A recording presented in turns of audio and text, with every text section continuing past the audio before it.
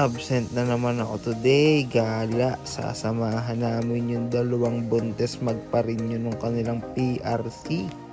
With dalawang bossing. What's up, Kuya Eric, Ate Joy, and Duma? At sa dalawang malikot na bata, Ali at si Seji. Siyempre ako. And guess what? Hindi ako driver ngayon. At yun na nga, after nila mag-renew nung kanilang PRC, naghanap kami ng kakainan. Dito kami napapunta sa may bandang Quezon Ave sa LR's Lechon. Pa-order naman dyan. Ano naman kaya ginagawa ng dalawang bata doon? Pati yung mga isda binibidyuhan.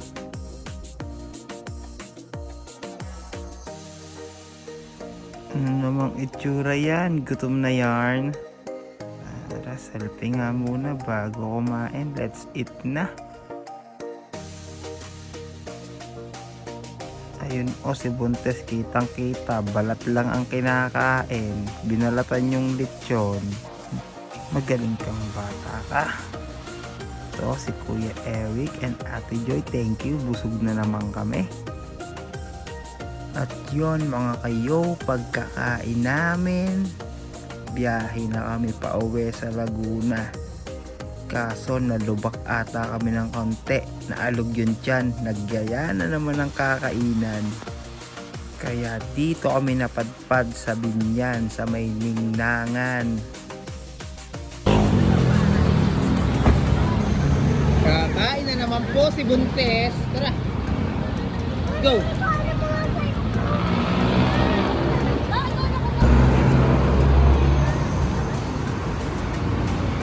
Ningnangan! Anong meron sa Ningnangan? Ihaw-ihaw. Yung dalawang bossing oh. Anong ginawa ko? Hindi kumain ng kumain.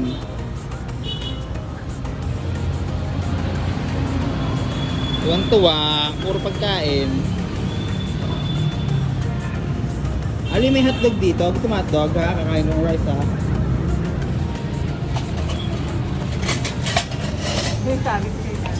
Si Eric, mukha ka naman talagang pagkain.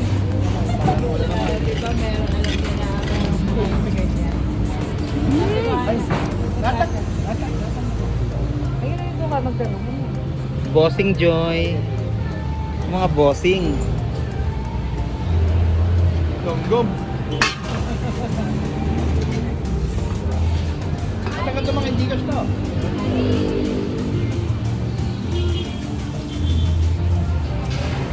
Jem, anong kakainin mo? Anong kakainin mo? Wala. Wala lang loto. Hi guys. Tuwan-tuwa po, busog na naman.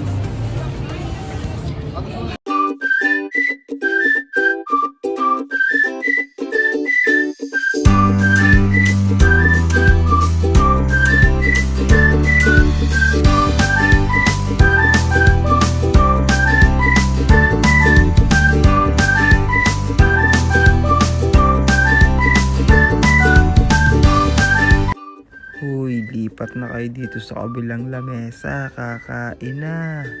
Ano na naman pinag-chismisan nyo? Sabi ko, tawagan na lang ako kung mga anak eh.